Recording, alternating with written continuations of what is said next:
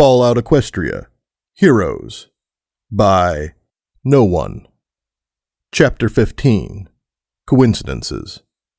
Once is happenstance, twice is coincidence, 3 times is enemy action. So here's a question. At what point do you look back at your life and realize how much you fucked up? I mean, in the grand scheme of things, every pony has regrets. Things they wish they could take back, choices they wish they hadn't made. But I think ponies like to cover up our faults. It's so easy for us to gloss over our mistakes and make excuses for ourselves. That's okay in some cases, but when you fucked up on a grain of scale as I had, you need to look back and kick yourself, else you just keep fucking up. I'm rambling again. Point is, I messed up. Maybe if it had only been post-haste, I would have been able to get over it. But it wasn't. I, in my immense wisdom, had managed not only to have Kharkov burned, but also the entirety of Celestia's vision slaughtered in retribution. Of course, that wasn't all I'd done. If we wanted to take a tally of all the horrible things I'd done, we'd have to go back a ways, and I'm sure it'd take hundreds of thousands of words to properly describe. But the worst things I did, I think, were against foes. From foundation to post-haste, I failed them all. Hell, not 20 minutes after Raiders killed Mischief. Remember him, precocious watcher scamp I met way back in Bridal Hope? I always wondered if he knew Serenity. I offered to work for said Raider squad. The work I got involved me killing an innocent. Nanny Jane was not innocent, but at the time I thought she was. And kidnapping another filly who I nearly sold to the same Raiders that had killed Mischief. In the end I hadn't, of course, but getting that close had been bad enough, and those were not even the worst of my crimes. Wildfire used to tell me I was a natural with foals. A natural killer maybe, but I'm not sure what else. So that left me in an awkward position. Somehow I needed to reform, do better, be better, or hell, I'd settle for just not fucking up anymore. Yet I was not sure how I was supposed to go about that. Should I wander the wasteland, righting wrongs and saving ponies like the Lightbringer? Or should I stay in Dise, fighting petty crime like the Batmare? Would either of those things really be penance for my numerous crimes, or just a way to try and forget what I did? Would any number of raiders killed or ponies saved really make up for post-haste? Or would it just be me trying to go out in a flame of glory, my death for a noble cause somehow wash and clean my record? These were questions for a smarter pony. A part of me longed to fix my past, but I couldn't, so I had to try and help the future. I doubted it'd ever remove the guilt or the dreams, so I decided to try and fix things here in Dise. Maybe Mr. House wasn't the best that Dise had to offer, but he was the only pony I could think of capable of uniting the city. If I could do that, somehow break the stalemate of war that captured the city and create a place where ponies could live unmolested, then maybe I could die happy. But I'm not sleepy, Serenity pouted up at me. Happiness. I probably didn't deserve this moment. What if I read you a story? I asked. We were still lying on the floor of the infirmary, but it was getting late. Hayes had popped in a few minutes ago, saying she was going to put the other children to bed, but that Serenity could sleep in here if she wanted. Obviously, as a filly, she took offense to sleeping. Ever. I'm not a little foal. I don't need a bedtime story. I raised a single eyebrow at Serenity. But there was a burning in my shoulder as she levitated a book from her saddlebag and propped it up against my outstretched leg. I would really like one. I smiled down at her, but she didn't look up. I knew at least part of her still hadn't forgiven me for what had happened, but I think she was trying to move on. She was willing to give me another chance, and that was more than I was willing to give myself. Looking down at the book, I found I knew the words already. Once upon a time, in the magical land of Equestria, I read flawlessly. It was strange. I never did have the chance to read this to Foundation. I'm sure she would have liked it, though. There were 2 regal sisters. I'm sure you know the song. There was a good sister and a bad sister, and for some reason the good sister banished the bad one to the moon because the bad one was feeling unloved. Well, maybe stories aren't as clear-cut as we wanted to believe. Maybe both sisters had good and bad, and both had made bad choices that they felt were necessary. Or maybe I was grasping at straws to bring them down to my level. The story ended with Twilight Sparkle and her friends using the elements of harmony to defeat discord, bringing peace to Equestria for another 1,000 years. Well, at least the book had an optimistic view of the future, even if it got a few things wrong. It was a nice story, though, with a happy ending. More than I could say about any story I knew.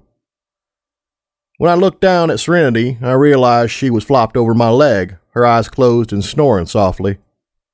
I couldn't give her up, not after everything that had happened, not when she was like this.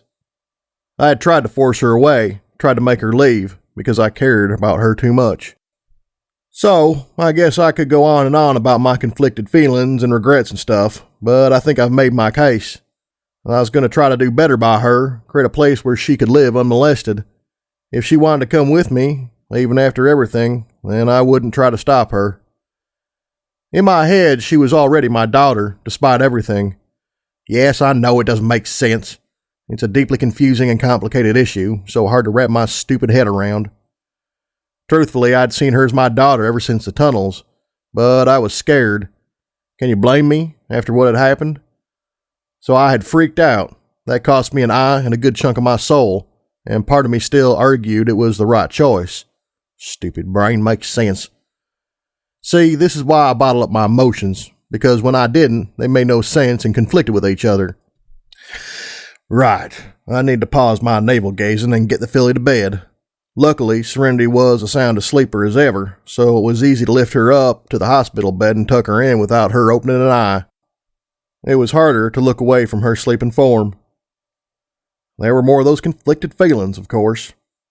It seemed par for the course recently. Mostly now it had to do with how I saw her. In my mind, she was a sweet, innocent pony, and for the most part that seemed true. On the other hoof, she had admitted to trying to manipulate me, even if she didn't fully understand what she was doing, so that left me where, exactly? One of these days I'll come to a conclusion about something eventually, I swear. Is she asleep? I turned my head sharply to see the blue alicorn, Platinum Haze, standing in the doorway. You must be good. Last night it was a chore getting her to sleep, though I am sure you bear some of the blame for that.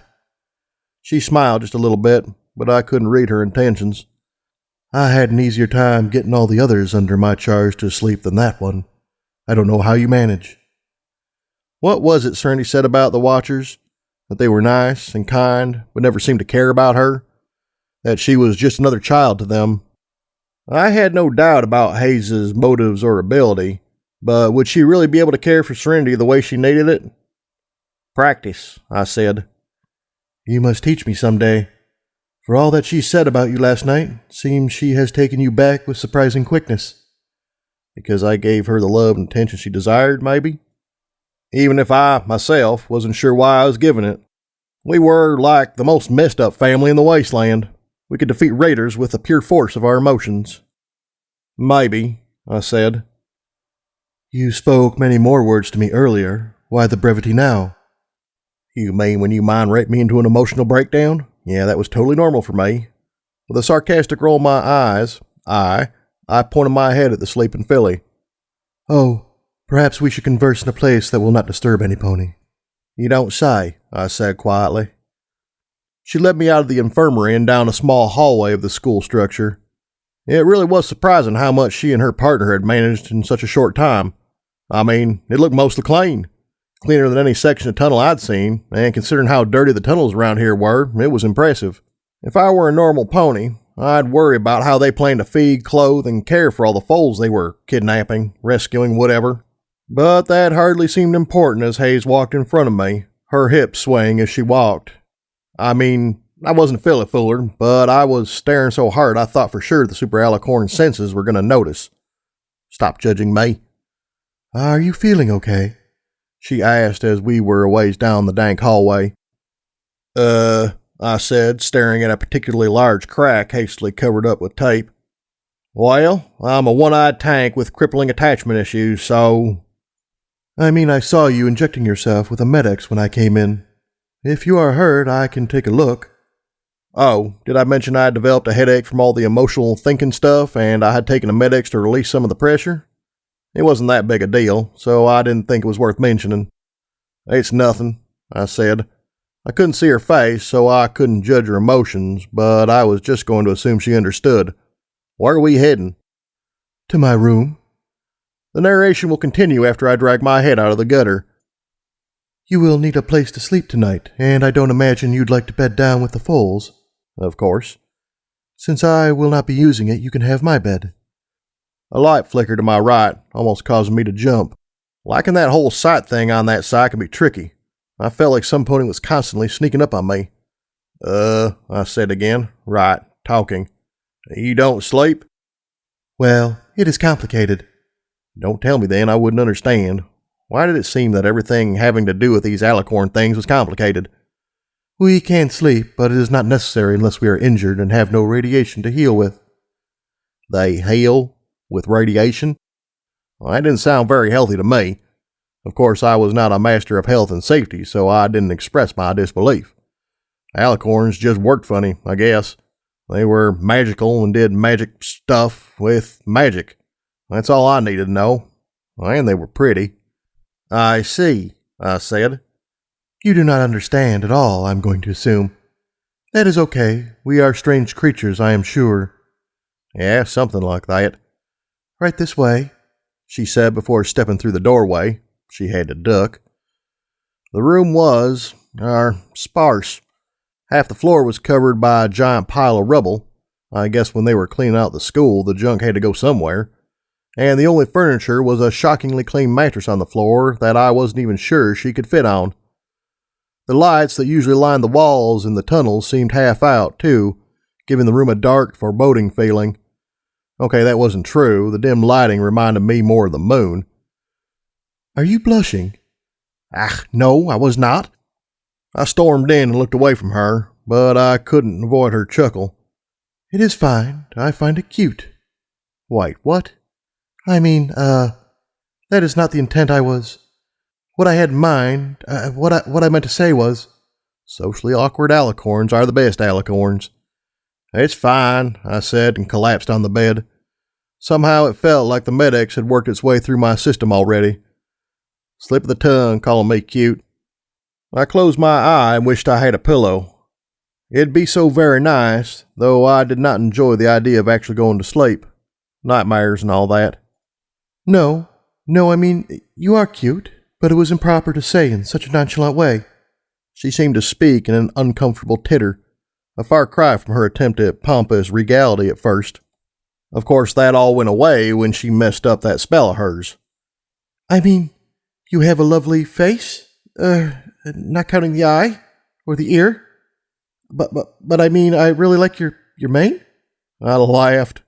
I knew it was a little rude, but it was hard not to. I mean, you spend your entire life putting off the advances of a mare like Wildfire, whose special talent was flirting, I swear, and it's hard not to find her attempts just a little silly. She stopped. I am not very good at this, am I? Not really. I opened my eye to see her standing back, a faint blush in her cheeks. I wasn't even sure why she was trying at all. I mean, she knew I was dangerously emotionally unstable, and it wasn't like I was exceptionally pretty. Okay, sure, I was the first pony she'd met in Dise who hadn't tried to kill her, and yes, I get that she was previously part of a hive mind, and it must be jarring being alone after so long like that. Okay, so I guess it made a little bit of sense. I am sorry. It is uncouth of me. Uncouth. I did not know what that word meant. Let's see. Un made the word negative, so she was clearly not couth. And couth sounded like coo, and yeah, I was lost. It is just, when I saw you staring at me, I thought perhaps you had an interest. It does not matter. My apologies. You need practice, I said with half a smirk. I used to be quite practiced. I couldn't tell if she was honestly insulted or faking it. Before Unity, that is. I had acquired many mare friends, and they all praised me on my flirting skills. It was a struggle not to laugh some more. Stop laughing at us. I wasn't, really. We are not to be mocked. This is the truth we have told. I'm not laughing. 'Tis a lie. I can hear you. She blushed a bit, but kept her eyes on me. You shouldn't mock us, me, like that. She fidgeted awkwardly.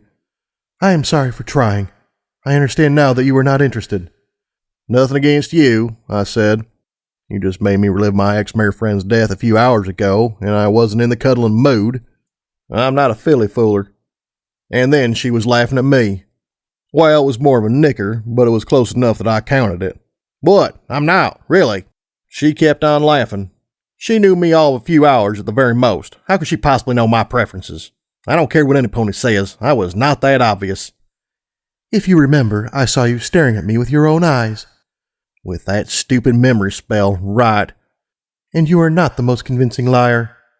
I was the most convincing, ever. I'd managed to get every pony I met to buy into the whole my name is hired gun thing, despite it being a really stupid name, though not so stupid as Dragon Slayer. I suppose after what you went through tonight it is a bit early, but it matters not, sorry. You apologize too much, I said. She also seemed to pace as she talked, speak in plurals, and explain her thought processes out loud. If you were wondering my opinion on her, which you weren't. I began, and stopped. I was going to say, was not looking for a mare friend, because I wasn't a... You know what? Fuck it. I was a filly fooler. There, I said it, wrote it, whatever. I was deeply enamored with the cunts and asses of the female persuasion.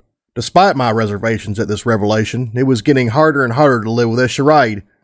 And while it still made me uncomfortable thinking myself as such, it was so clearly true and obvious that there simply was no point in lying about it, even if I really, really wanted to lie. It was just so much nicer in my closet.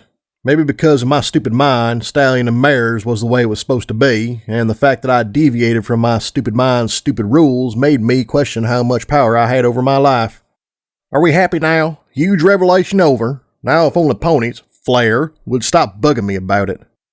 I hadn't thought about it, I said quietly.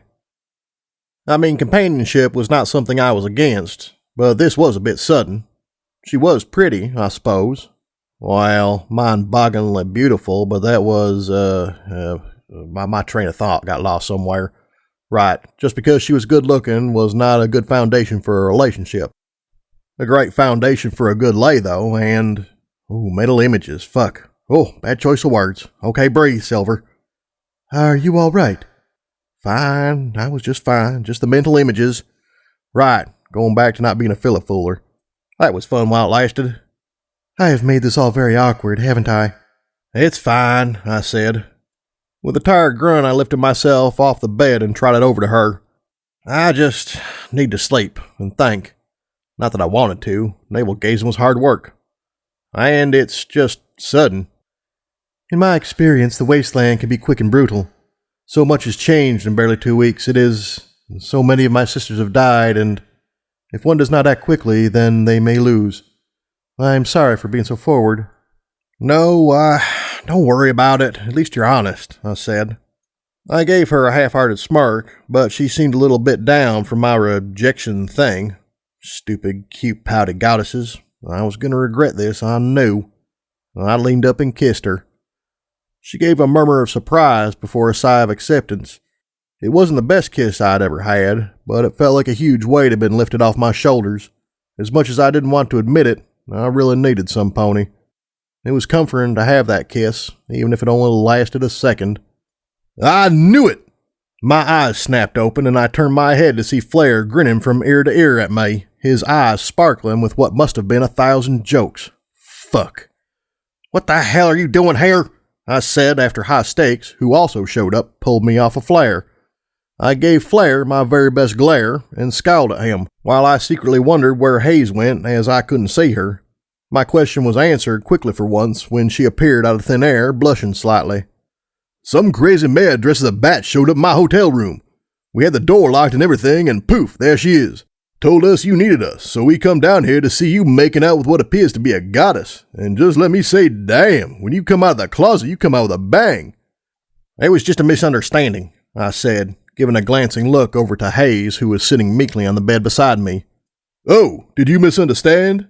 Flair flapped his way over until he was right in my face. I saw you, he poked my nose, kissing you. He waved his other hoof at Hayes, who meeped and blushed, ungoddess-like. This is like blackmail heaven. To be perfectly clear, Mr. Flair, was it? Hayes had managed to get past her embarrassment quickly as she stood with her wings outstretched threateningly. Flair sunk back to the ground, nodding. I do not know who or what you think you are, but this place is meant to be a secret.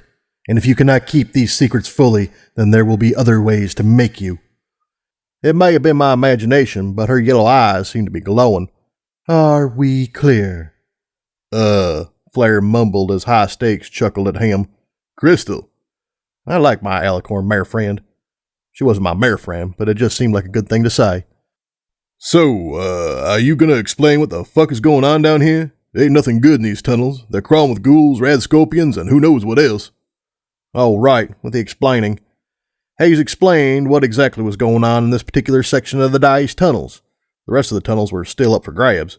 And I explained why I had told ponies about it. Or rather, told some pony to tell some pony. Mostly it was so they knew where I was, as I had descended into the questionable depths of the Dise underground, and oftentimes that's unsafe. Ain't never heard of no followers of the apocalypse, said Flair, who was hanging upside down in the air. And let me compliment the name choice. It really screams saviors. Seriously, trust us. But I did see an alicorn or two. Went on an escort missions a while back to try and open up relations with a group up there. Something about an eye or something. He smirked, or frowned. Being upside down, it confused me for a second. Anyway, the deal was a bust, and I saw one of those alicorns. Come to think of it, they looked a bit different than you. The ones I saw looked like twins, but it's been a while. Red Eye's Army, High Stakes said. The name made Hayes go rigid. Apparently, she knew it. I worked for him a long time ago, but left just around the time he started contacting the alicorn emissaries regularly. His glasses shined. I made a rule of working for whoever paid the most, but even I could see that Unity was up to no good. Considering the events in Equestria recently, I can safely say I made the right choice. I bet he actually got fired and was hiding it. Unity was up to good, Hayes said sharply. Though perhaps our methods required more thought, the goal was true. Alicorns are better suited for life in the wasteland. Radiation heals us and we are immune to taint, both of which would kill a regular pony. I fail to see how making every pony an alicorn would be a bad thing. Now wait, young missy, hold it. You've gone and oversold it. Flair landed on the ground with a thud and pointed a hoof dramatically. With a sigh, I laid down on the mattress and closed my eye. This was a fight for smarter ponies. I know for a fact that Unity couldn't even make male alicorns, or alicorns out of anything but unicorns. There was a brief pause. What? I've read the reports. They weren't my reports, mind, but I had to steal them, but I read them. We were working on ways around those issues. If we had had a little more time, we... Her voice slowly faded away as I drifted off to sleep. What? It was a really boring topic. I don't want to talk about my dreams. I'm just going to say that they weren't suitable for foals or the elderly. And it was very nice. Don't judge me. Alicorn's this far south. I tell you what, I ain't never thought I'd see him this far, you know? It's madness, madness. The overdramatic stallions whose voice I awoke to was Flair's, as if there was ever any doubt. I could already tell that I had only slept for a few hours by how tired I still was, and sore. For some reason my head was pounding worse than from a hangover. I'd taken Med-X, but I didn't want to have to explain myself to the likes of Flair and High Stakes. It's not so strange. With the goddess defeated and Red Eye dead, they must go somewhere. Platinum Haze claims to be from the city before her turning, so it's logical that she would wish to return here. Stop using that fancy logic thing and let me have my emotional overexcitement. Flair, you're loud, I grumbled and my eye opened. Lazily, I scratched my eye patch. My eye seemed to itch when I woke up. How annoying. High Stakes was lying on the floor as Flair flapped around him. As I slowly got to my hooves, I could feel a slight burning in my shoulder. Where did Hayes go? One of her foals wet the bed and she had to go deal with that, Flair nickered before gliding over to me. Now, we glad Serenity don't do that? Honestly, I don't know how she plans to deal with all these kids. I mean, sure, she has unlimited cosmic powers, but that don't mean dick when you gotta deal with foals, am I right? Totally. Kids were trouble. No ifs, ands, or buts about it. Also, I spoke entirely in cliches right after waking up. Yeah, I said, stifling a yawn. I should still be asleep. That would be nice. She seems nice enough, Hired. High Stakes was giving me his chiding tone, so I prepared myself. But I would advise caution if you plan on pursuing a relationship with an alicorn. They are notoriously unstable. And I wasn't. Not like I was slowly going crazy and hearing my dead mare friend whisper in my ear constantly or anything. It is ultimately your decision, but I would rather you not become a spatter on the wall. Right. I said, and stumbled up off the bed. I'm not a filly fooler. Okay, I was for all 5 minutes. And it wasn't going to. I barely know her. There's a saying in the wasteland, you're going to die young, so live fast. It was by that motto that the population of the wasteland continued to be replenished despite the high death rate. Though repopulation was hardly an issue in this case, the rest of it still applied. It wouldn't be fair to Hayes if I accepted her clumsily made offer anyway. Not with that whole wildfire landmine ready to explode at any given time. Watch as I attempt to logically address my emotional issues, because that always works. If you say so, but you seem pretty invested in that kiss from where I was standing, High Stakes said. Right, when I want your opinion, I'll ask. Hyde, really? Flare said. Maybe you should listen to the opinions of others, 'cause when you don't, you go crazy and shoot colts, and before I even had a chance to charge him, High Stakes zipped in front of me with a stern glare. Right, touchy subject, got it. Think y'all need to get over shit like that, you dig? Flare? I tried to warn him. Just hear me out for once before kicking me into next week. I mean, the way I figure. He gave me a pleasant smirk. The world we live in thrives on misery and hate and all that lovely stuff. It's trying to make all the ponies into mopey mopes, like you. So best way to fight back is to smile. World wants to kick you down, so grin at it, because it can't take away your ability to smile, and by doing so you beat the wasteland at its own game. A personal rebellion, and it works so well. He smiled. If the wasteland could talk, it'd be flipping its shit right now. High Stakes, of course, threw in his 2 bits. While I am fairly sure that the wasteland lacks an anthropomorphic representation to personally try to make your life miserable, Flare is not without a point. Studies done before the war showed that smiling actually improved one's mood. There was a pause as I tried to comprehend that statement. Mind you, those studies were performed by the Equestria Ministry of Morale, and I wasn't sure what that meant. I guess it was humorous because Flare was certainly laughing. No thanks. I dismissed the entire idea out of huff on principle. Thanks, Flare snickered. That was very nearly polite, Hyde. We're very worried you're losing your touch. Just be a little bit ruder for old time's sake. Your mare friend must be making you soft. Gonna kill him, I swear. Oh, you fell asleep before we could give you something, so hold off on the ass-kicking. Mr. High Stakes, if you will. The tall stallion nodded, and at once my shoulder began to burn, and his horn glowed. Actually, my shoulder had been burning sporadically since I woke up. My mind was torn away from the mini-mystery when I saw what they had brought for me. Subtlety! And I grabbed my weapon in my forelegs and caressed it gently. I was never going to go without it again. The poor thing. I've been neglecting it so much recently, and it really needed to be cleaned and maintained. The poor thing. I guess I owe you 20 caps, the unicorn said. And you doubted me. Hyde loves that gun more than damn near anything. I was surprised she let it go in the first place. I could hear Flare smirk. I'm not sure how, but I just knew he was. And there was my shoulder burning again. Right, I still need to deal with that. Thanks.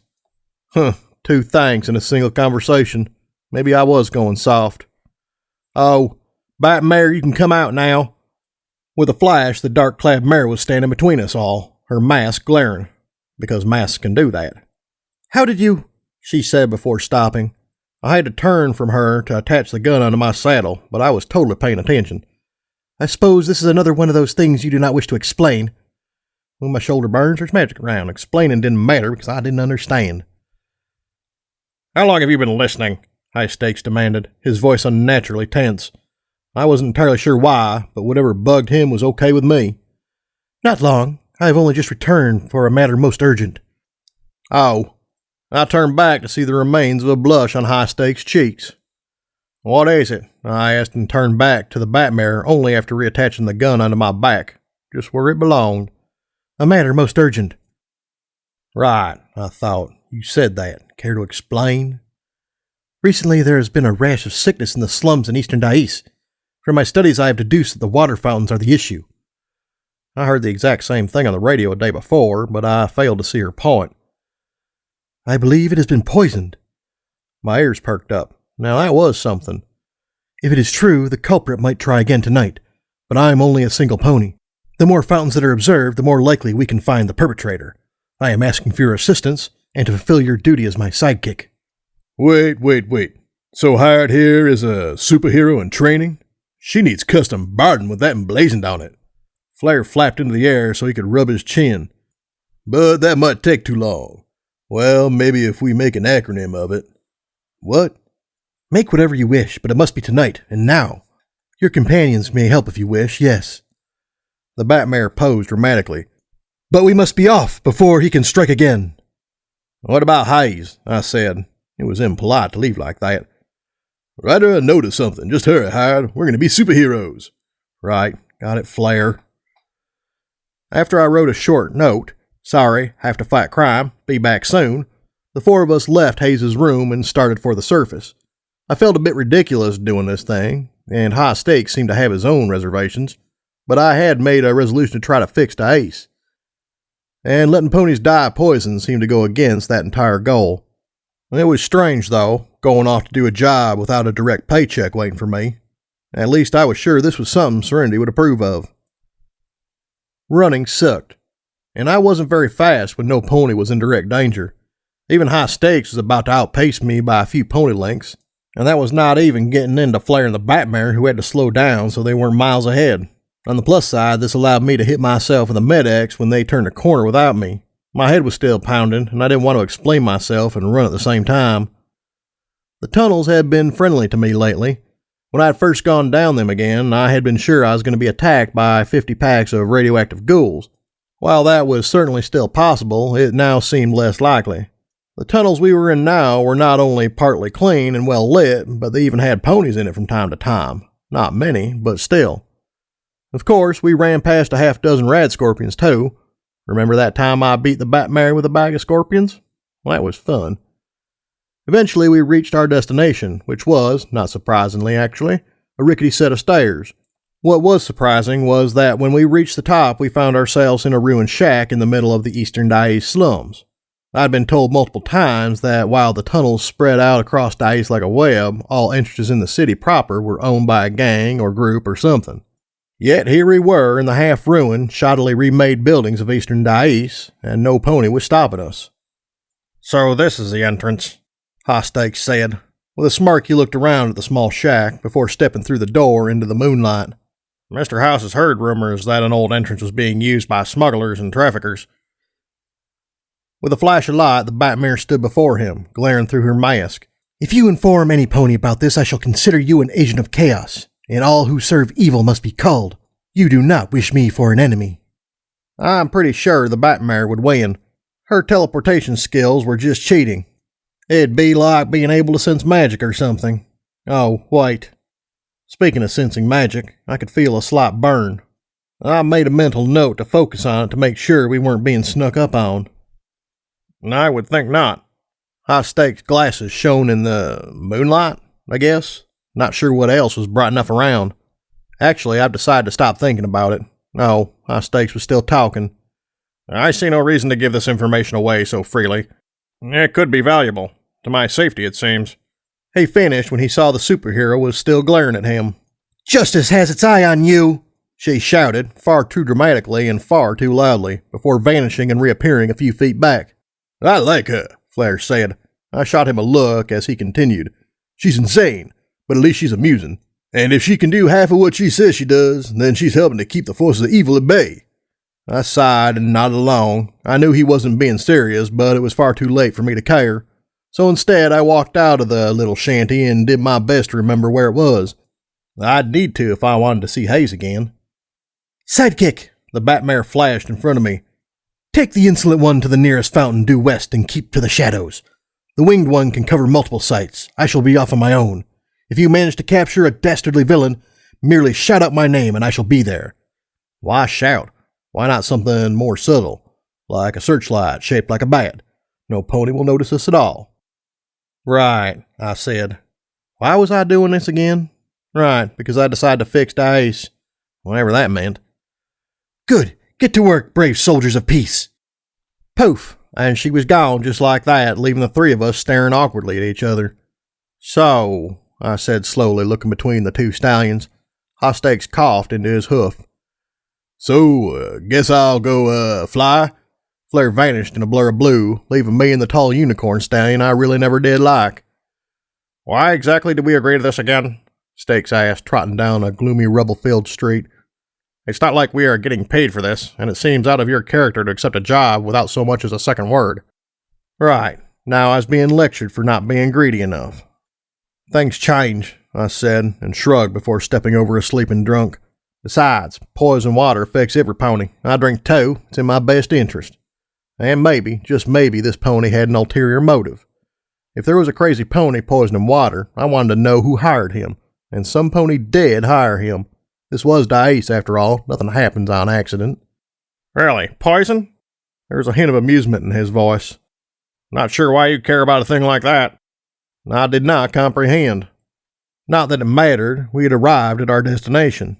A small square shaped like a circle or something, a clearing place where ponies buy and sell stuff, with a small water fountain well thingy in the center. No ponies were there now, but the water was still flowing. Over here, I said. There was a small unused stand off to the side of the square or circle thing. I guess that during the day it was used to display a large quantity of questionable merchandise. But for now it would serve as a hiding spot, as we would be able to fit between it and the house wall it was up against. Though the wall had a window on it, I was sure no pony would look out and see us. We couldn't really see the fountain behind it, but we would hear if any pony was nearby. Or if a unicorn had a silent spell, like Serenity, I would be able to feel their presence. After we settled, I finally said, "What do you mean about poison?" Do you remember the land sharks? The skyscraper-sized worms that tried to eat me? Oh, I forgot all about them, idiot. I nodded to keep him talking. Their poison is one of the most deadly ever researched in the wasteland. This I knew also after what happened to Backup. And you were bit by one. Oh, okay. That I actually forgot. I was bit, wasn't I? It wasn't one of the things that got extra attention during Hayes' spell, but I remember seeing something like that. Or it was my own fuzzy memory of the event. Right, so? You're not dead, he said, laying down beside me. He was uncomfortably close, but it was the only way for both of us to fit in the hiding spot. I looked down and moved my hoof around. Nope, not dead, so? I'm sure he had a point in there somewhere, but I wasn't sure where. You should be dead. No pony has ever survived a bite from them until you. Okay, so I was a very lucky pony. What was the point? There is a high likelihood you are immune to poison. That didn't seem, possible. I'm not, I said, putting my head down. I could feel a slight burning in my shoulder, not coming from high stakes. It was far enough away I didn't really worry about it. I got drunk last night. He raised an eyebrow at me. I threw up. Alcohol poison. Means I can't be immune. There was a second of shocked silence before he said, Good point. I did not consider that. Perhaps you are only immune to particular poisons, or, I don't suppose you would agree to undergo some testing. No. Oh, acceptable, I suppose. And I thought I was being clever and everything. Not that it would matter if you were poisoned anyway. According to Skyfall, he spat. Really, he actually spat the name. Way to be dramatic. You are dying as it is. What's dying a few months earlier? He gave me a smirk. Was that supposed to be a joke? I certainly hope not. Besides, I wasn't dying. I had seen ponies die of sickness before, and they always seemed sick. I was healthy and strong, and not coughing or anything. There's no way Skyfall was right. Star metal or no, I had plans to live for long after he expected me to drop dead. He was just trying to bug me or something. Pegasi and I were always trying to play pranks like that. Another few seconds of awkward silence passed. So, should we tell Serenity we know she's there? I said. Or should we wait a few minutes until she realizes? The unicorn tilted his head at me. I guess he didn't know. She'd been following us since we left the school. She was trying to be sneaky by using her spell. I guess she figured if she was far enough away, I wouldn't be able to sense it. Less than a second later, I felt something land on my head. How do you know? Serenity said loudly in my ear. She evidently had been hiding in the window above us. Magic, I rolled my eyes. You should be asleep. She just giggled. Couldn't sleep. Hayes was being loud. I think she knocked something over. That wasn't very surprising. She tried very hard, but was not nearly as graceful as you'd imagine a goddess to be. I too am curious how you were able to locate Serenity following us. I neither heard nor saw anything of the foal. Did I really have to explain my special powers to every pony? Couldn't I just be awesome and not have to give exposition all the time? It was stupid. To that extent, I didn't explain and let Serenity do all the talking. Heart's leg burns round magic, Serenity said with confidence, only to amend her statement when she saw him staring at my flesh and blood leg curiously. The other leg, silly, not the leg. Like the neural connection part thing. She waved a hoof at my shoulder plate thingy. She says it burns when some pony around her uses magic, and I think she can tell who's using it and how far away they are. He stared blankly at me, no doubt wondering if we set this whole thing up just to mess with him. I kind of wish we had, because it would make much more sense that way. How can... High Stakes paused and face hoofed. I suppose it matters not. No doubt you two have no idea the implications of what you just said. His mouth kept moving, but his voice was cut off. I gave a slight chuckle at the pink glow around his head. Serenity's magic had so many uses. Unfortunately, High Stakes still had more to say. His horn began to glow as well, sending out rays of green light against the wall of pink. There was a brief, tense moment as the two beams fought against each other, but this only lasted a second before a spike of light shattered through, lighting the area in a green glow. As soon as that happened, the battle of wills was over, and the pink aura dissipated into mist. Impressive. There was a faint smile on High Stakes' lips. You held that longer than I would have expected. You are talented for your age, it seems. I'm basically in the top 10 most best unicorns in Dise, she giggled. Clearly not sleeping made her hyper. To think I read her that story for nothing. Morrowind taught it to me, and it's like the only spell I know besides telekinesis, course, but I'm good at it. That's the only spell he taught you? She nodded. There was a look of confusion on his face that slowly faded. Right, whatever. You two are very confusing, if you weren't already aware. You're following us, Serenity said right before jumping on top of the stand we were hiding behind and breaking our cover. You don't gotta. I mean, you work for House, right? So you never have to come here at all. So if we're confusing, you're even more confusing for following confusing ponies into confusing places. High Stakes stared up at Serenity as his brain tried to process the information. Your filly is far too logical. I hope you realize this. No shit. You two couldn't be more different. Sure we could. I mentally prepared myself for more impeccable logic. Hired could be a hellhound, or a minotaur, or a griffin, or a discord. Yes, I suppose those things would be fairly different. I'm not sure I'd want to be any of them either. I mean, between being bipedal winged or a chaos god thing, I'd still rather be an earth pony. It just made more sense. Discord is not a species, High Stakes pointed out. He was helpful like that. I was starting to think that he and the Batmare should be the ones teaming up. He was Captain Obvious after all. He is, or was a Draconicus. Harry could never be a Discord. That's not important. You don't say.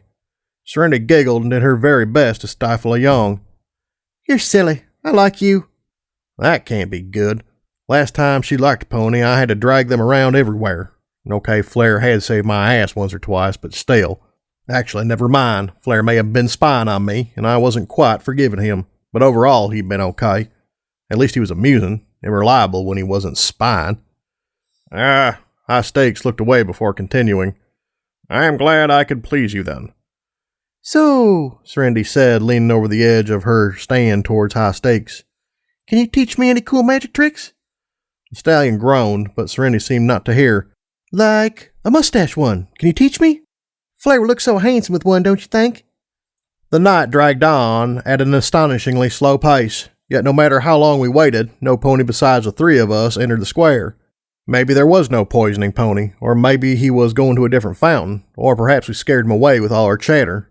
And by our, I clearly meant Serenity's. I was content with listening and brooding over my mistakes. I won't go into that, though, for I am sure you are sick of it. Eventually, though, our, Serenity's, chatter died down. The little filly was valiantly fighting her sleepiness, but it was just too late for her. Still, with a stifled yawn, an irritated twitch of her leg, Serenity jumped off my back and away from our little hiding place. So bored, she said, turning the corner. Serenity, I said. The stupid stain to my left just chuckled and shook his head. Serenity, get back here. There was once again no response. Don't worry, came the response, because that was not going to happen. With a sullen sigh, I stood up, my body towering over the stand that was our cover. It probably did a horrible job. Serenity was balancing on the rim of the water fountain, waving her forelegs on occasion as she tried to keep from falling. Don't worry, she said, licking her lips in concentration as she teetered on the thin lip. Well, Serenity, High Stakes stood beside me. He looked a little exhausted, and I couldn't really blame him. We are supposed to be keeping watch for, our bad pony who was trying to hurt other ponies. I was going to venture stakes, wasn't really good with kids. Serenity managed to slowly lift her forelegs off the lip and balance just on her back ones. I was a little bit impressed. The poisoner pony. I'm not stupid, she giggled. Besides, we've been waiting here forever. Ain't no pony showed up. What the chance of... Why was my shoulder burning? There was a sudden bright flash. The light burned my eye, and I had to close it, but I could still hear the sounds of splashing. When I opened it again, I saw Serenity flailing around in the fetlock deep fountain, as the Batmare watched on with what I assumed was a frown on her face. After shaking her head, Serenity sat in the water, her mane dripping in her eyes, glaring at the superheroine. What are you doing out in the open? The Batmare scolded me, ignoring the glaring and wet filly climbing out of the fountain behind her. That is counterproductive to the mission. You just teleported here in a flash of light, I helpfully pointed out. Stealth doesn't seem to be the goal. What is she even... It matters not. She posed herself dramatically as a wind blew out of seemingly nowhere to ruffle her cape. I have to address a matter most urgent. It seems there's a commotion in the very place the water is purified, the Water Purification Center. You don't say. So, I said. The Batmare gave me a very hard stare. I assume, once again that damn mask. While High Stakes chuckled. Eventually, the would-be hero said, If you were trying to poison the denizens of Dise, could you think of a better place to do it? Oh, wait. Yeah, I guess that made sense. Flares spotted flashes of light he claimed were most certainly explosions. We must be swift. And she was off running. Wait, I don't... She turned the corner. Fuck. I quickly ran over to Serenity and threw her on my back before giving chase. Damn fast Batmare. I turned the corner to see a long, empty street. Broken buildings rose on either side, their facades masked in the shadows of the night. Not that poetry helped me any. Do you even know where the water purification plant is located? High Stakes asked, standing beside me with a slight smirk. My silence seemed to be all the answer he needed. Follow me. This time, when he took off, I followed right away. I really needed to get a map of the city. It'd save so much more time and effort. We exited the Dise slums and started down the eastern road that led to the city center. Serenity tugged on my ear as I ran, and she said into it, Is this a good idea? You mean run towards explosions? Probably not, but if the Batmare was right, this pony needed an ass kicking, and I was in the mood to grant him that. Besides, poison water does not generally cause a stable society. Not at all, I admitted. So why? I cut her off. Some pony has to. I'm free. I guess the answer worked, and she didn't question it further. When we reached the fountain in the center of the city, I found the Batmare perched on top of the pony statue in the center. Also, there was a small crowd of drunken ponies crowded around watching her. How did she get up there? I heard one pony ask. There was a murmur of questioning as the hero stood perfectly still, staring down at me. Sidekick, she called when I got close, causing the whole crowd to turn in my direction. Fuck. What is taking you so long? I needed something to hide behind. Damn it, they were all staring at me. What I wouldn't give for the ability to teleport right about now. Well, say something. They were still staring at me. I hate crowds. I mumbled something at the ground and did my best to keep from blushing. I coughed into my hoof as one of the drunken ponies cheered. Great. I was caught up. Thought I saw a robbery? Yeah, that was it. I had to go and justice her or something. Yes, justice waits for no pony. With a flash and a burning sensation, she appeared in front of me. A ragged cheer went up from the small crowd, and I thought I heard a few ponies stomping their hooves in approval. For now, we must be off. Follow me. She took off again, this time traveling down the south road. Leaving the bewildered crowd behind me, I took off after her as Serenity giggled on my back. High Stakes was nice enough to slow down enough to keep pace with me. Why must we always run? He sounded more than a little bit tired. It was a good question, though. This Batmare seemed to always want to run everywhere. I'm sure it helped her superheroing, but I was getting tired of it. Oh well, keep running. As we ran, we passed a series of increasingly bewildered ponies. Hopefully none of them would recognize me. I really didn't want to be associated with the whack job of a superhero. Eventually, we moved past the 2 apartment buildings, one of which served as the Enclave home base, and even south past the Watcher camp. Not long after, we came upon a clearing and a split in the road. To my left, down a short straight road, was a huge domed building that seemed to emit an eerie green light that shone up the side of the Dise wall it was built against. To my right was a huge compound of buildings surrounded by a large and imposing metal fence, complete with a barbed wire on top.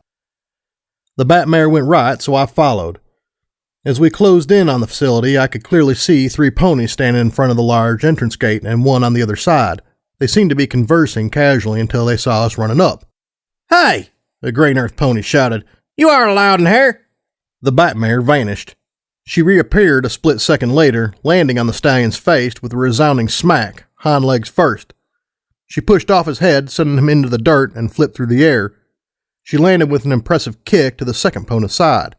The second pony grunted but kept her hooves, at the same time bringing her pistol around with magic. The bullets hit nothing but air. A series of flashes later, and the second pony was lying on the ground with most of her teeth cracked in. All this in mere seconds, while the third and fourth ponies yelled loudly into their radios. The Batmare flashed behind the fence, smashing the fourth pony's head against the console, an action that made the metal gate start to slide open. A second later, the fourth pony was thrown through the now open gate directly into the third pony. With both of them crumpled over each other, the hero wasted no time appearing on top of them. With a few sharp cracks, they lay motionless. Maybe dead, but I wasn't sure.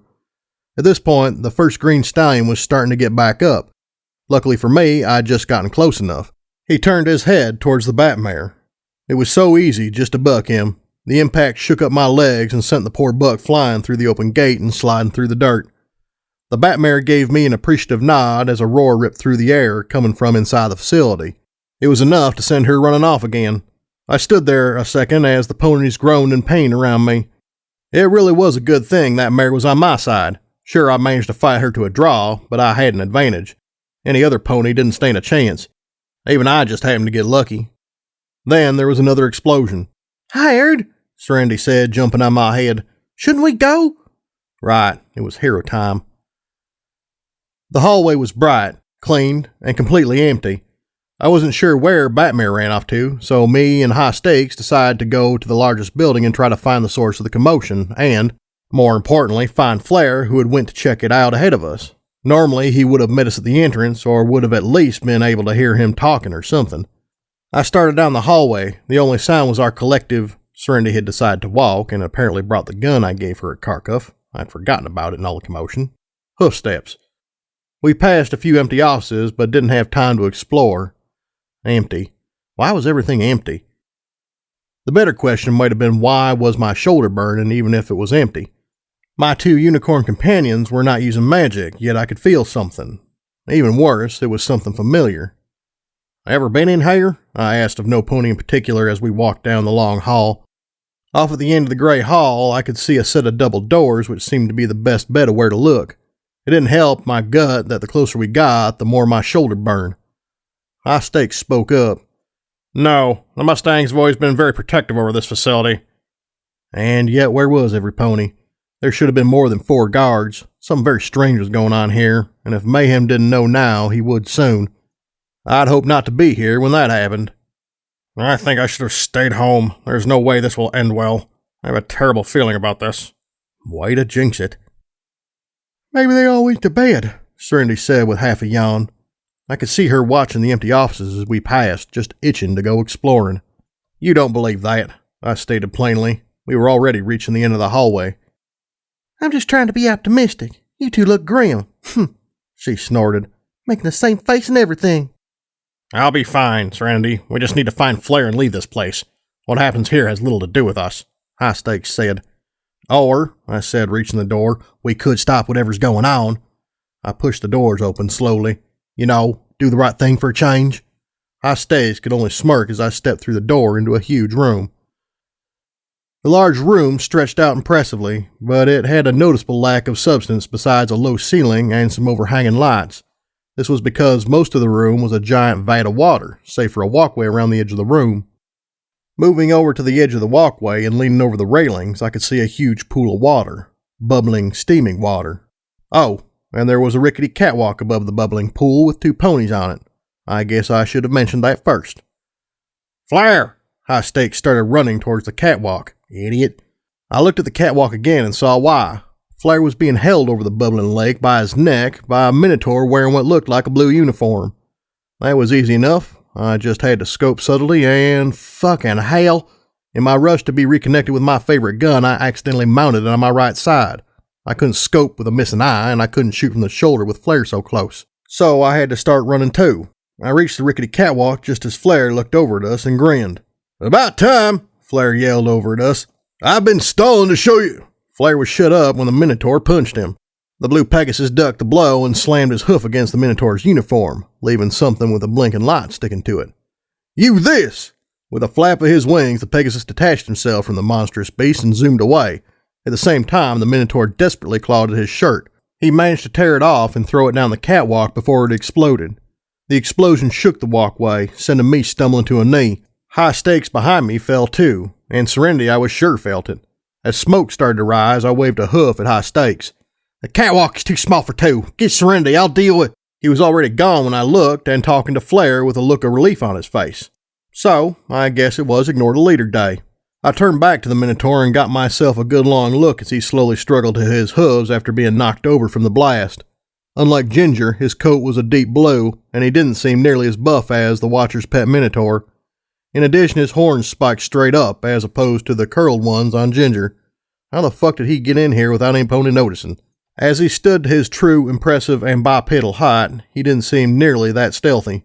That was until his hand glanced at a device on his waist. With a crackling fizzle, he vanished from sight, and my shoulders started to burn. "You can use magic?" I spurted out. There was a barking laugh, but no answer. It didn't matter. Fuck Minotaurs. Silver charge! He may have been able to turn invisible, but that didn't mean shit to me. I was able to turn and buck exactly where he was. My hind legs connected with his chest, turning his laugh into a hacking cough. I couldn't see him, but I could feel the burning fade slightly as he backed up. Booyah, my superpowers were improving. It was just enough I could close in, rear, and kick him, much to his surprise. "How can you see me, pony?" I heard a disembodied voice growl. Then the burning shifted subtly sideways as if he had jumped off, but down there was boiling water and steam. And that would be suicidal, and... The burning was behind me. I tried to turn, but in the narrow corridor I couldn't manage it quick enough. A sharp pain in my back sent me face first into the steel grating. Pain flared up my back from another hit. Before I could try to crawl back up, I was lifted into the air by my hind legs. Flailing my forehooves around, I tried to kick something, anything, but I couldn't connect. I could feel him staring at me, but I was looking at thin air. Actually, I was looking at the end of the catwalk as Serenity and High Stakes watched on. They could have shot him at any moment, but no doubt they were afraid of hitting me. Thanks. "You ponies are an annoyance," the voice growled. "I am trying to do my job, not deal with feathers." Flare slammed into the Minotaur. I hoped it was enough to distract him. I started swinging back and forth. Back in Marefort, I could trapeze my way around like no other, and I still knew how. My forehooves connected with the beast's invisible chest, and he dropped me on my head. After crying out in pain, I rolled onto my hooves, rubbing the back of my head. The burning sensation was moving again, but this time I saw a flicker as his device weakened. It was just enough for me to see him swinging along the outside of the safety bars with his stupid hands. They must have been so useful. So I saw where his hand was, raised my hooves, and stepped on it, inciting a cry of pain from the Minotaur and a creak from the catwalk.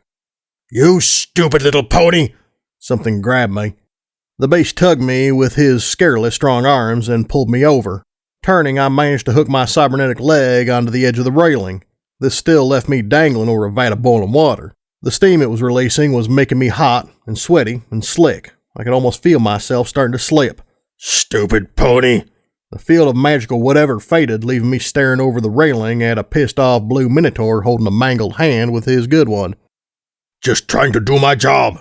The monster grabbed my metal hoof. "So piss off!" There was a gunshot, and a splash of blood came out of the creature's already injured arm, and off to the side I could see High Stakes lining up another shot. He didn't get the chance, though, as while the Minotaur backed up down the walkway, I felt something pushing me up from behind. "You're too fat," Flare grunted before dumping me on the grate. "Go kick his ass already." "Right, got it." I scrambled to my hooves, feeling weak catwalk shift under them. The explosion of flares must have done a number on it, and this fighting wasn't helping. "Stupid pony," the Minotaur grunted, holding his arm, but doing little to stop the blood flowing down it and dripping into the water underneath the grate. "Don't make me hurt you." He took a step forward. "Leave now." "He work here?" I asked. He kept saying he had a job. I wasn't sure if he was working here or sabotaging the facility, but I had to try to ask. "Is that it?" I shut my mouth as he lowered his head and started charging.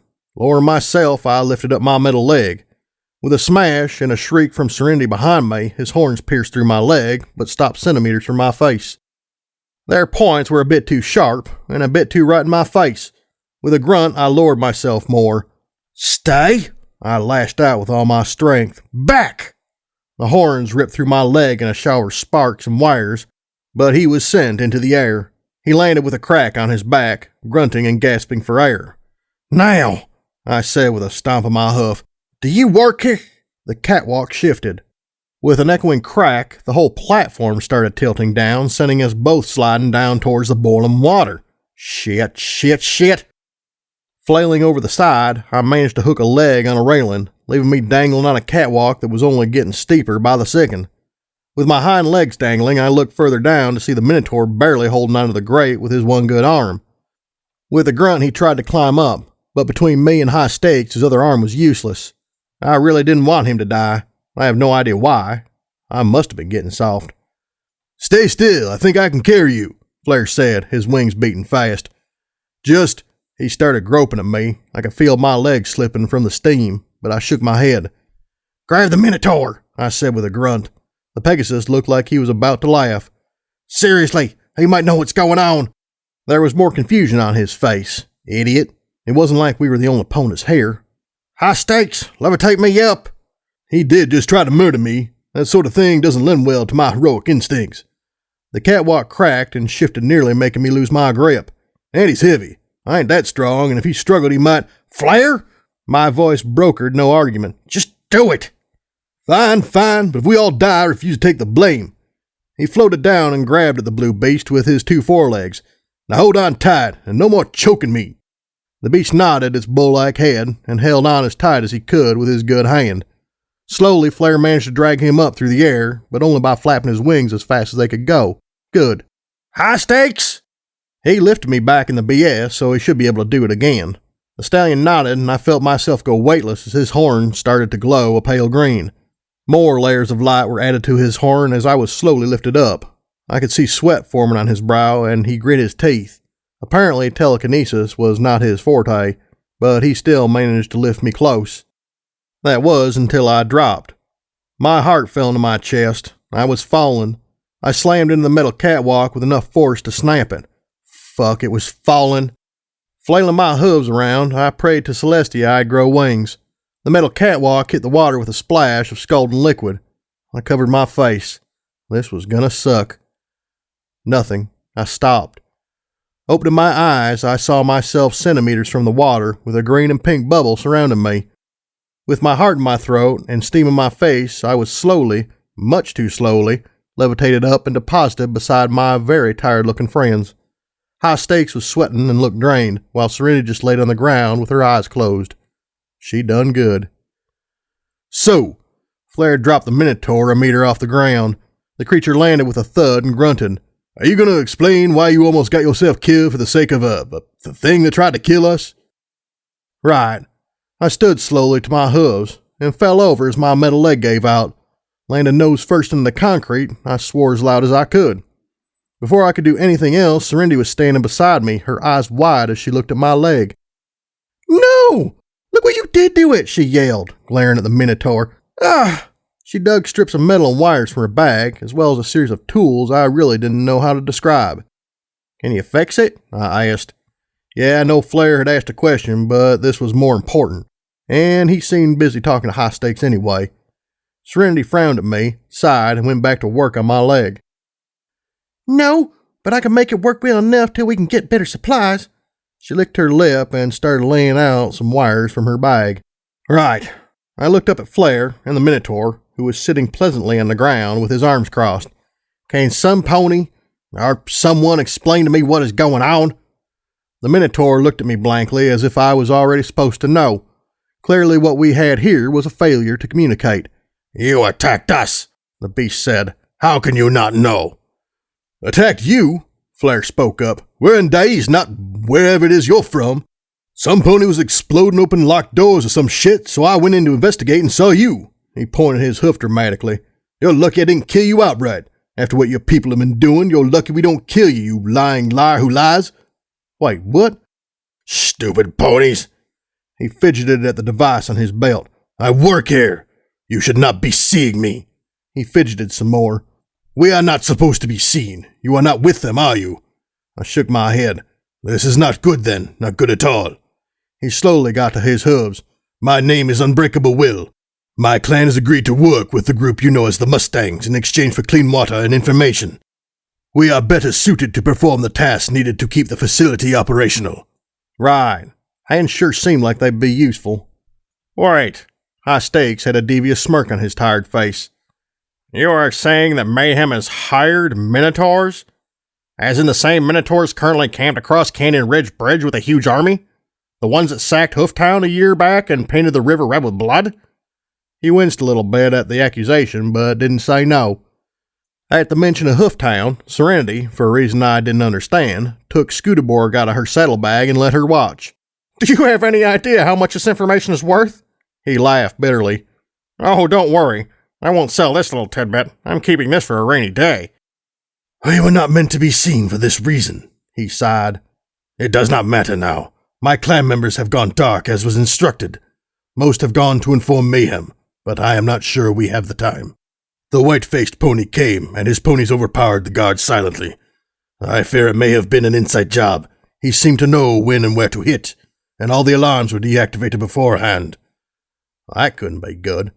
White-faced pony? I asked. Maybe the Laughing Stallion? Flair said, flapping into the air, a little annoyed he fought a Minotaur for nothing. I heard he paints his face white or something. Creepy, I guess. Kind of a strange coincidence if it was him, though. Just happening to be involved in this and his arch-nemesis being the one to find out about it first. I mean... Coincidence. Was it? This Laughing Stallion, does any pony know who he is? I asked to the shaking of heads. Even Serenity took time out for her fiddling with my leg to shake her head at me. Who showed up first, him or the Batmare? I remember hearing something on the radio a while back. New Haggis claimed the two spent a lot of time fighting each other, much to the chagrin of the Dise residents. By herself, the Batmare could do a lot of good, but if she spent all her time against one pony and never resolving it, well, that would sour the city on her, wouldn't it? The Batmare, High Stakes answered first. She has been working here for a while. The Laughing Stallion came a few months back, and it was him that caused her to become a feature on the radio. Why? Nothing, I said. I shook my head. Serenity? 5 more minutes. She pouted up at me. It's criminal what you did to it. It'll never be as good as it was. A classic piece of cybernetics ruined. With a huff, she nudged Scooterborg closer, almost asking her to watch. You'll be able to walk, but don't try running or kicking till I can fix him up right. Got it? Sorry, I said, and turned back to the Minotaur. Unbreakable Will. He was a monstrous creature, but monsters don't have names, so it was important to remember. Well, did you see where he went? Yes. There was a long pause. Maybe he didn't know if he could trust us with the information. The main pump building. I, didn't understand. The silence was so absolute that the only sound was the boiling water in the large vat. The water of this plant is taken from large underground reservoir, beneath even the deepest tunnels. From there, the supply goes through a series of purification rooms. Boiling is supposed to rid the water of minute traces of radiation. I had to wonder how much fire it'd take to boil all this water. Maybe that was why Roy attacked the power station. Power stations make fire, right? The Minotaur continued. If they seek to poison the water, they have gone to the wrong place. The purification process is thorough enough to clean away anything. Why poison? Flair said. At some point I realized he was flying upside down, but he did that so often I didn't even care. If I were them, I'd blow the whole thing up. Really, Flair? Your first reaction would be to explode things. Who would have thought? Seriously, what better way to poison the populace than make them all drink irradiated water by blowing up the purification place thing? Wait. Fuck, that made sense. I jumped to my hooves. It's not ready, Serenity said, getting up as well. We need to go, now, I said, before quickly adding to cut off Serenity's complaints. We don't have time. Go, Unbreakable Will said. My clan will watch, but we cannot interfere. I will be punished for talking to you. Huh? We swore to remain unseen or kill those who see us. I could not kill you, and you have seen me. It is a great dishonor to my clan. Okay, sure. How do you even get in here? Dise, Flair said as he landed beside me. Ain't like you could walk through the front door. The tunnels, he said simply. Of course, I guess Minotaurs were just one more danger in the tunnels. Where did the Batmare get to? Flare asked as we left the building. Unbreakable Will gave us instructions to get to the main pumping building, and we left in a hurry. I, for one, haven't the slightest clue. She ran off as soon as we got close, High Stakes said in a low voice. Who knew who was watching? Well, given the burn in my shoulder, I had an idea. I wondered how many Minotaurs were watching us right now. Maybe we'll get lucky and she'll have already defeated the bad guy. I smiled down at Serenity as I limped my way along. It was a nice thought, but not very likely. That would imply we had good luck. The complex itself was annoyingly, complex. Sure, there were walkways between the various buildings, but it still felt like a maze with so many different buildings. And that's not to mention the astronomical amount of pipes. It felt like a world away from Dise. What did a plant like this need all these buildings for? I didn't stay on that train of thought for long, though, as there was no way I'd be able to understand what went on in this facility. The only thing I needed to know was that explosions equal bad. Just in case, shouldn't we, hurry? Flare seemed to be flapping his wings in an exaggeratedly slow pace. Given he was flying to my right, I had to turn my whole head to see him, though. No way! Serenity jumped up, grabbed his wing, and dragged him back to Earth. Her leg is stuck together with tape and chewing gum right now. If we move too fast, it'll break. We could go ahead. It seems higher would not be of use even if we all get there together, High Stakes said. Best not wear her out. Flare and I can handle any trouble there. Like you handled the Minotaur? I replied with a smirk, trying to ignore the way my leg creaked with every step. That was... He scrunched up his muzzle to the left of me. I had little option. I did not want to risk a shot at first for fear of hitting Flare. And after you two fighting, I could not see him. I am not a melee fighter. Neither is Flare. I continue the chain of thought. So if you two go alone and get jumped, you lose, everything goes boom. He gave me a long, hard glare. It's better to go together. You aren't fighting with that leg? Serenity was insistent. Apparently, the destruction of possibly the last functioning water purification plant on Earth was less important than me breaking my leg. That was just... exactly what I expected from Serenity. I really should have left her back with Hayes. Wait, I did do that, and then she followed me. But I was on thin enough ice as it was, so I didn't want to risk it. We did eventually find the main pumping station to discover it was a fairly small building with 4 large pipes coming out of it, one from each side of the building. The entrance was a simple metal door that was strangely malformed, a black ring of burnt stuff encircling what was probably a lock and handle once. There was no question that some pony had entered recently, and not with permission. Serenity, I said in a low whisper, you're sounding magic. Can you make it so we can talk normally without other ponies hearing us? I'll try. My shoulder burned as her horn started to glow a dull pink. Slowly, a small bubble of glowing magical stuff surrounded us. Can't hold it for long, she grunted, adding another layer of magic to her horn.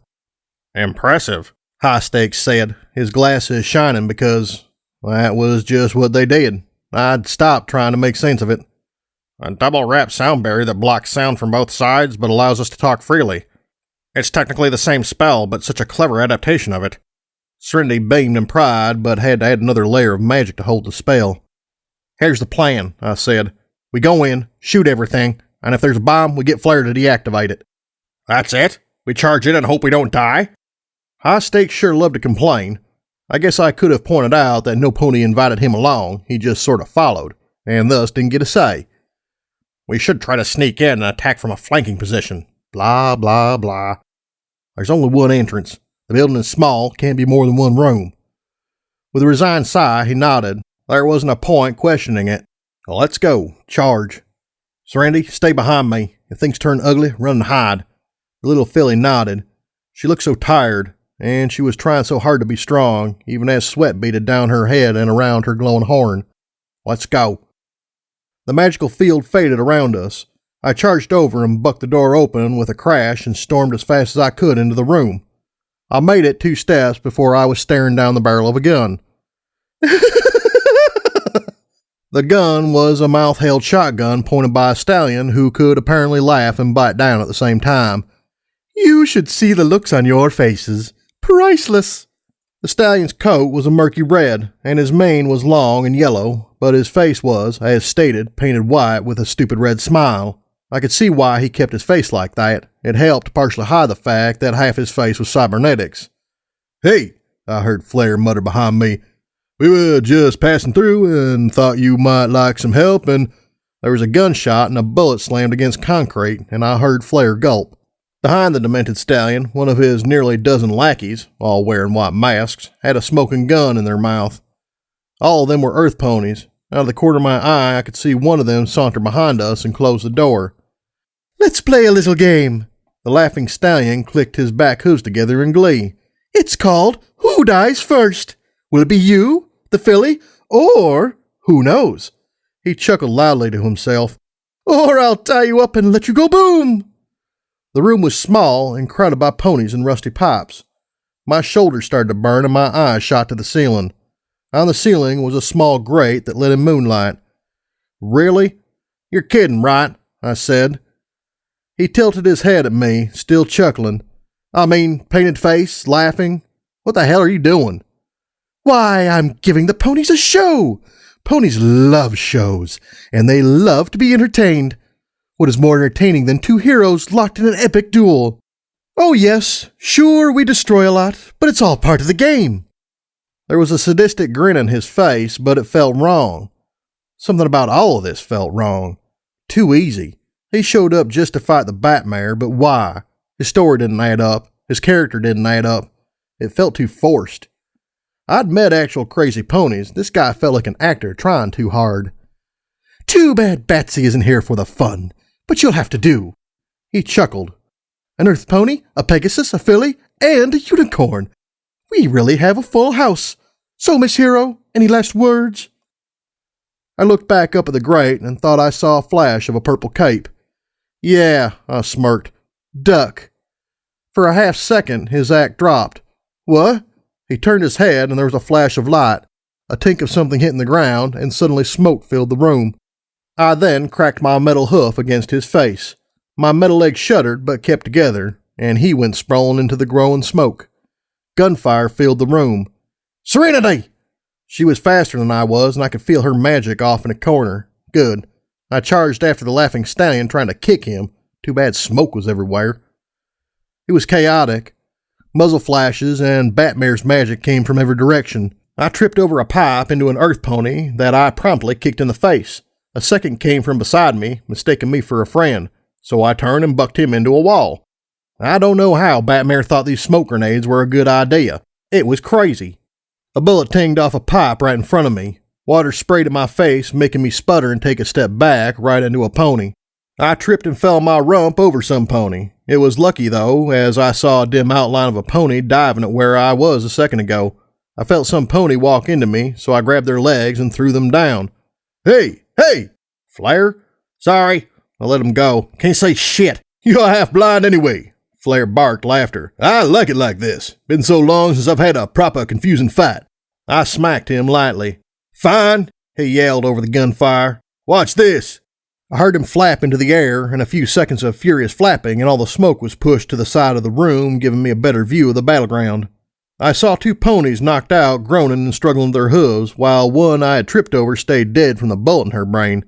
At least 5 more lackeys had bullets lodged in their heads, too, courtesy of High Stakes, who was doing astoundingly well with his rifle. He had backed up into a corner, and a score of bodies laid out in front of him. How had he been able to see in the smoke? The glasses, maybe? The Batmare herself was flashing around the room, giving kicks at random. Not enough to kill, but hurt and confuse. As I looked around, I saw a lot of bodies and spurting water, but no laughing stallion. "Hide!" I turned to Serenity's hiding spot to see her and the villain standing face to face. A drop of blood slid down the side of his face. How did he know where she was? Could every pony see in the smoke with me? No time to think. Fuck him. I dove at him. Time seemed to slow as I stretched my legs out in a tackle. He turned his head, shotgun still ready, and fired. My cybernetic leg took the shot and turned to scrap. I slammed into him with my other leg. We rolled to the ground. He got off another shot, but it barely scraped my barding. My head slammed against the floor, my sight blurred in pain. Before I could react, he was standing over me, shotgun pointed at my face. "So strong, and yet, do you feel happy with this life? Do you fancy yourself a hero?" I grit my teeth. Tell me. Somehow the metal half of his face turned into a grimace. What is the nature of a hero? Pain, I guessed. Something to keep him talking so I could get ready to kick him. Failure. Get it? He kept talking. Heroes fail. They try and they fail. If a hero doesn't fail, they aren't doing it right. So congratulations. You succeeded in being a hero by being a failure. Riddle time is over. Now please, A shot rang out. The bullet hit his shotgun, tearing it from his mouth and showering my face with shotgun remains. A second bullet ripped through the stallion's leg. At once, his facade faded. Fuckity fuck, Dragon doesn't pay me enough to fuck. He turned and ran, taking another bullet in the flank before running through the door, disappearing into the night. Dragon. He said dragon. Could he mean Dragon Slayer? I groaned and rested my head on the floor. This sucked. Hired! Serenity was standing above me, her pistol floating in her magical grasp. Your leg, it's ruined. Flare was standing above me now, too. I deactivated the bomb. Thanks for the help, by the way. High Stakes was there as well. Your plan almost got us killed. Luckily, I was there to save you. The Batmare flashed above me, too, a scowl on her mask. You let the laughing stallion get away! Failure. If that was the nature of a hero, there was no pony more heroic. I limped my way out of the building. Serenity had wanted to fix up all the leaking pipes, but we really didn't have time. I'm sure invisible minotaurs were watching us, and mayhem was going to arrive at any moment. I think she was still upset about the loss of my leg. I kind of was, too. It had been with me since Bridal Hope, and even though I preferred my real leg, my cybernetic one was good, too. She even went through the trouble of collecting the larger pieces, as well as the stump still connected to my shoulder. High Stakes, I said to him as he exited behind me. He seemed slightly bemused at my three-legged limping. Tell Starscream or House or whoever I accept their offer, so as long as I get that damn cyber eye and a replacement leg. House doesn't usually bargain, but considering the circumstances. He nodded at my stump. The Isaiah is far more useful with 4 legs. I will tell him. Tonight, I'm guessing. Where will you be? Thanks. The school. I need to rest, even though it was getting scarily close to morning. Take Flare, please. Sure. What? Flare flapped in front of me. Don't I get a say in this at all? I shook my head. No. I turned my head to the Batmare. Can I ask something of you? She tilted her head. Teleport me to the Alicorn School, orphanage, place, thingy, with Serenity. Serenity looked half asleep. As we stood there, I saw her close her eyes and start to fall over, only to snap them open and straighten up at the last second. I really shouldn't take her on these wild excursions, but she was invaluable help. And with her help, we had stopped a crazy pony from blowing up the city's water supply. I'd have to give her some candy later. I can. She sounded tired, too. For your help here today, but after this I must request you stop asking requests of me. I am neither taxi nor a messenger. Sorry, I mumbled, shaking the sleep out of my eye. Hair. I nudged Serenity beside the Batmare as the hero's horn started to glow. High Stakes and Flare stood across from us in the darkened water complex. All around I could hear the sounds of pipes rushing water around. Thanks, you two. I was being polite tonight. Tell me, the Batmare's horn started to glow brighter. What is the nature of a hero? Stupidity, Stakes said with a snort, as if the question was beneath him. Defiance. Flare shot High Stakes a dirty look. A hero needs to balk at the established order. Why? We winked away into light. The sensation was hard to describe. It was like all the cells in my body were being pulled away and dissipated, sending a burning light, sort of like the feeling in my shoulder around magic, through my very soul. It didn't last long, as soon enough I could feel myself being pushed back together. The whole feeling lasted less than a second, but it was something I would never be able to forget. To think that the Batmare did it daily, and so rapidly, was mind-boggling. My eye shot open, revealing the door I'd used to first enter Hayes' orphanage thingy. My hair felt a little singed, but other than that, I was all there in however many pieces I came in. You are here, the Batmare said. Not sure why she said it. I still had my eyes, or eye. Faithful sidekick, you and your daughter. I winced, and could see Serenity shuffle awkwardly out of the corner of my eye. I'd forgot to explain the situation to her, didn't I? Have served my cause well tonight. I thank you for your valiant efforts in foiling that dastardly devil and saving the city's water supply. Was it really in danger? We took long enough getting to the Laughing Stallion. He could have blown it up at any time, yet seemed to wait for me, or rather the Batmare, like he was trying to make it close and dramatic. The whole situation seemed too easy, too coincidental. I knew there was something I was missing, but I just couldn't see it. At least I knew about Mayhem and the Minotaurs now, and that was something simple and easy to understand, and gave me a certain amount of leverage. Of course, since Flair and High Stakes both knew, the remnants in house were going to learn soon. I needed more friends who didn't work around me. Hired? Huh? Hired? I looked down at Serenity. Bat lady left. I looked around. Apparently she had, and I was exhausted. Right. I limped towards the door. You did good tonight, Serenity. She grinned as if she already knew that. But if you're still mad at me, why? She had said as much early that night. It really was the same day, wasn't it? So much had happened I'd lost track of time.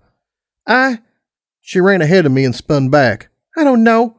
I don't like what you did, but inside you're still a good pony. I'm sure of it. So, I'm giving you a second chance. I'll try to be better this time, though, I promise. I just want to be with you. You don't have to be my mother or anything. Please, we'll both do better this time. I know it. I leaned down and gave her cheek a warm nuzzle. She giggled and pushed me away just a little. Yes, Serenity, we'll do better. Thank you for giving me another chance. After all had happened, I didn't deserve it, but I was going to take it as it came. If I was going to build a better world for her, I had to start by giving her a better future. Even if I couldn't be all that she wanted, I could be what she needed. And what she seemed to need more than anything was a pony to care for her. For so long she had been alone, and I could give her that. Run off to bed. It's late. She didn't even argue with me. She just nodded, said, "Good night, Hired. Thanks," and ran off down the hall, leaving me alone. I wasn't sure what to do at this point. I really just wanted to make sure Serenity got back all right. I wasn't sure where we stood. It was different than before, but better, I think. At least we were being more honest, and that could only be good. I wasn't excited with her following me around again, but it was her choice and I knew she needed it. Hopefully this time I would avoid freaking out and shooting foals. I limped my way over to Platinum Hayes' room. Opening the door with my skull, I limped inside to see the beautiful blue alicorn resting on her mattress. Her eyes were closed, so I assumed she was asleep and collapsed on the bed beside her. With a groan, I shut my eye and let myself be comforted by the radiant warmth of her body. I didn't know if I was ready for a relationship yet, but she was too warm to pass up. One of her wings lifted up and draped over me. I felt myself blush. I thought you were asleep. I do not need sleep in this form. She shuffled closer to me. I didn't complain. I was worried when you left so suddenly. What happened? Fought a supervillain, nearly died in a vat of boiling water. The usual, I said with a yawn. I don't think she believed me. Really, I asked the Batmare. You mean that mare who assaulted me when we first met? Right, that's the one. I chuckled a bit and lifted my head up so I could rest it on her side. I am not sure how I feel about that, but at least you are safe. Mostly safe. Serenity vanished as well. I assume with you? She followed me. See, I knew you two would make up. Her feathers tickled me a bit. I'm glad you're safe. I am sorry about earlier. Don't be. It's just that I shouldn't have come on to you. Considering the circumstances, I understand your hesitation and reluctance, and it was not wise of me to act the way I did. Oh, for Celestia's sake. I leaned up and kissed her cheek. There was a slight pause before she started stammering and blushing. Why did... Stop that. I rested my head on her again. Stop overthinking. I was the master of not overthinking and not thinking. Just be glad for what you have and let me rest. I gave her a shy smile and she stuttered something before composing herself. Right, sorry, it's just... I felt her kiss atop of my head. Now I was blushing too. Great. I'm not a filly fooler. She was just comfortable. Shut up. Thanks. Hayes? She hummed at me. What is the nature of a hero? Clearly that was not the question she was expecting. Humility. That took the Batmare out of the equation. I think a hero has to do what they do because it is what is required, and not for fame. Velvet Remedy is a good example. She followed the Destroyer silently and let her get all the fame. Velvet did the right thing for the right reasons. If any pony was ever a hero, then it was she.